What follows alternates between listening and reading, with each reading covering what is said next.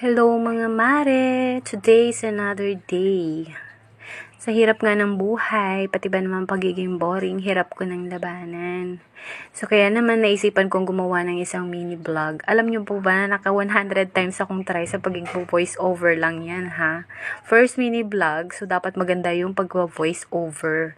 So paano nga ba? Ang hirap-hirap namang gawin. Cherries! Pero syempre, trinay ko pa rin as ambisyosa tayo sa pagdating sa pag-vlog. So, ayan guys. Kumain nga pala kami dyan sa McDo. Kasama ko nga pala yung aking Jasawa. So, hindi yan mahilig kukwento or hindi naman masyadong nagsasalita. Kaya, ang ginawa ko dyan is pinaamin ko siya. Sabi ko, umamin ka na.